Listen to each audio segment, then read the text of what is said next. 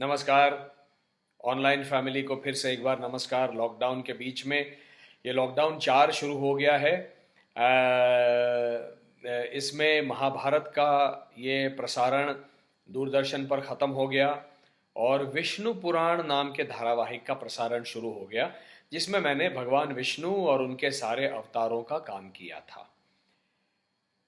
मुझे हमेशा जब भी मैंने विष्णु पुराण पढ़ा तो मुझे एक ब्रिटिश बायोलॉजिस्ट या नेचुरलिस्ट चार्ल्स डार्विन का हमेशा ख्याल आया, क्योंकि मैंने कॉलेज में जब हम साइंस पढ़ रहे थे तो हमको ये पढ़ाया गया था कि मानव की उत्क्रांति का सिद्धांत, और केवल मानव की ही नहीं, ये उत्क्रांति कई सारे पशु पक्षियों की हुई है, प्राणियों की हुई है। तो ये उत्क्रांति का सिद्धांत चार्ल्स डार्विन ने 19वीं शताब्दी में विश्व के सामने रखा। मुझे ऐसा लगता है कि ये ब्रिटिश दृष्टिकोण से या पाश्चिमात्य दृष्टिकोण से हो सकता है सही हो,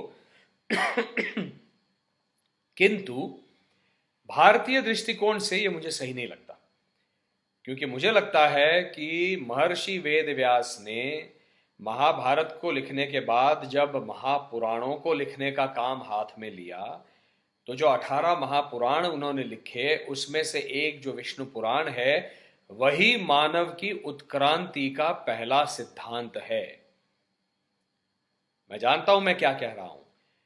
मानव की उत्क्रांति का सिद्धांत विश्व के सामने रखने वाले दृष्टा ऋषि सबसे पहले महर्षि वेद व्यास हैं, और विष्णु पुराण के माध्यम से उन्होंने ये रखा है।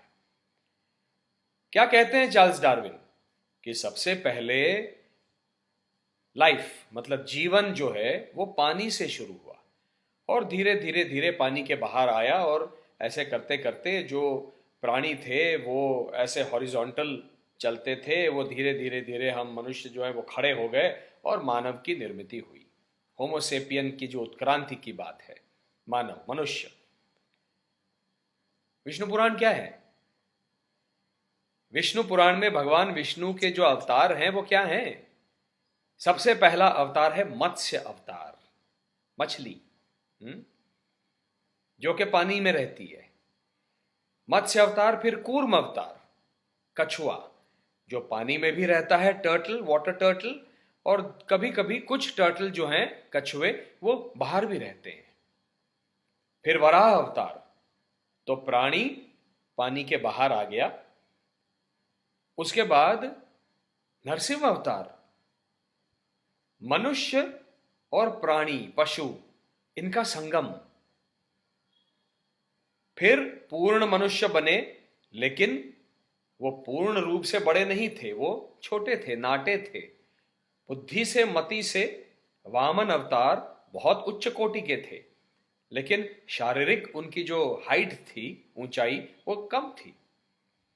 उसके बाद कौन आया? भगवान परशुराम। एकदम पुरुष के रूप में आए, लेकिन पूर्ण पुरुष नहीं थे। उनमें अतिशय क्रोध था, लेकिन पुरुष हो गए। उसके बाद आए प्रभु रामचंद्र, मर्यादा पुरुषोत्तम, पूर्ण पुरुष नहीं, इसलिए अंश अवतार। उसके बाद आए भगवान कृष्ण, पूर्ण अवतार, अंश अवतार नहीं, पूर्ण अवतार, एक आदर्श पुरुष, कलयुग में जीने के लिए एक आदर्श पुरुष। उसके उपरांत आए भगवान बुद्ध, पुरुष से भी नर के नारायण तक जाने की प्रक्रिया दिखाने वाले, पूरे विश्व को शांति का संदेश देने वाले।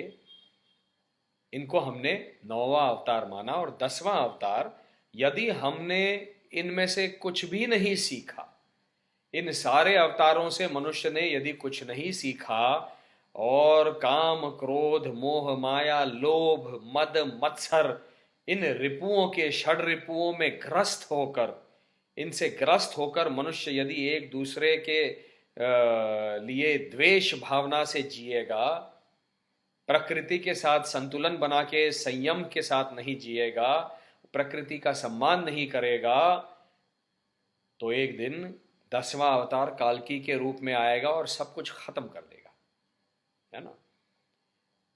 तो ये उत्क्रांति नहीं है तो क्या है?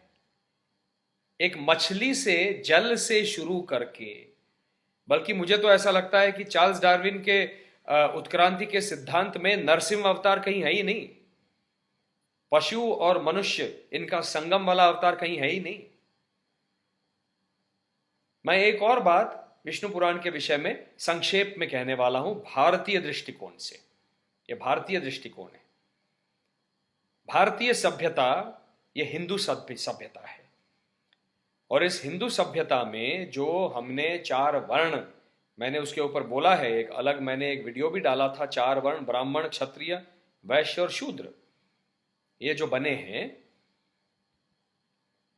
यदि आप देखेंगे ये सारे वर्ण भी आपको दिखाई देंगे इस विष्णु पुराण की उत्क्रांति में। जब तक वो पशु हैं या नर पशु हैं सिंह और नरसिंह अवतार में, तब तक वहां पर वर्ण का कोई काम नहीं है, वो लागू नहीं होता। जहां पुरुष बन के आए और वामन अवतार लिया, ब्राह्मण के रूप में आए। उसके बाद परशुराम अवतार लिया, ब्राह्मण, और उनकी जो पत्नी थी वो राजकुमारी थी, रेणुका, माता रेणुका राजा की बेटी थी, तो वैसे क्षत्रिय थी। तो ब्राह्मण और क्षत्रिय का संगम हो गया। लेकिन पिता ब्राह्मण थे जमदग्नि, इसलिए उनको ब्राह्मण माना गया। लेकिन काम उन्होंने सारा क्षत्रियों का किया कि जो क्षत्रिय नारी के, अबला के ऊपर और समाज के दुर्बल घटकों के ऊपर अत्याचार करे, उन क्षत्रियों का विनाश कर दिया।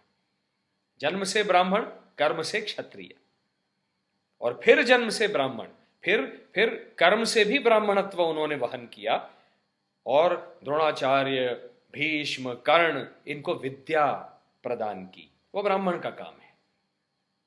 उसके बाद का जो अवतार आया परशुराम के बाद, वो आया प्रभु रामचंद्र का, जन्म से क्षत्रिय, कर्म से क्षत्रिय। और उसके बाद जो पूर्ण अवतार आया वो जन्म से क्षत्रिय, क्योंकि वसुदेव देवकी के पुत्र, माता पिता दोनों का वर्ण क्षत्रिय। लेकिन जैसे ही जन्म हुआ, अष्टमी की रात को उनको लेकर नंद बाबा के घर में स्थापित कर दिया गया, माता यशोदा और नंद बाबा, जो वैश्य थे। दूध, माखन, नवनीत, दही, इन सब का निर्माण करते थे, व्यवसाय करते थे इन सब का, तो वो वैश्य थे। लेकिन खेले किसके साथ? गोकुल वृंदावन में श्री कृष्ण बहुजन समाज के साथ, सबके साथ। सारे जो बच्चे हैं वो, उनमें से कोई ब्राह्मण नहीं था, क्षत्रिय, वैश्य नहीं था, बहुजन समाज के बच्चे, जिनको पहनने को, तन ढकने के लिए कपड़ा नहीं था, खाने को रोटी नहीं थी। और उनके साथ बैठ के हर एक व्यक्ति अपना अपना लेकर आता था घर से कुछ ना कुछ खाने का। उनके पास, बेचारों के पास कुछ नहीं था, एक छोटी सी रोटी, आधी रोटी, पौंद रोटी, ये लेके आते थे। किसी के पास कोई सब्जी हुई तो हुई, ये घर से बहुत कुछ ले जाते थे, और कहते थे कि हम इसका गोपाल काला बनाएंगे, सबको एक साथ एक मटके में डाल देंगे और बांट के खाएंगे, है ना। तो जिनके पास कुछ नहीं है, उनको अपने घर से जो बहुत कुछ लाया था खाने के लिए, वो बांट दिया। मिलनसार व्यक्तित्व, दुर्बलों की चिंता। तो ये क्या हुए?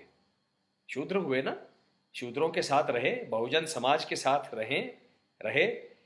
तो जन्म से क्षत्रिय, स्थापित किए गए नंद बाबा के वैश्य के घर, बहुजन समाज के साथ खेले कूदे, उनका सम्मान किया, उनकी रक्षा की, उनकी चिंता की, और फिर जाकर कुरुक्षेत्र की युद्ध भूमि में परम योगेश्वर के रूप में, जो कोई उच्च कोटि का ब्राह्मण भी कभी सोच नहीं सकता था, ऐसा ज्ञान, ब्रह्म विद्या का ज्ञान श्रीमद् भगवत गीता के रूप में पूरे, केवल अर्जुन के समक्ष नहीं, पूरे इस दुनिया के समक्ष रख दिया। पूरी दुनिया के समक्ष ये ज्ञान है, ये योग है कलयुग में जीने का। तो ये चारों वर्ण स्वयं भगवान कृष्ण के भीतर समाहित हैं। उन्होंने ये उदाहरण प्रस्थापित कर दिया है कि मैं सब कुछ हूं।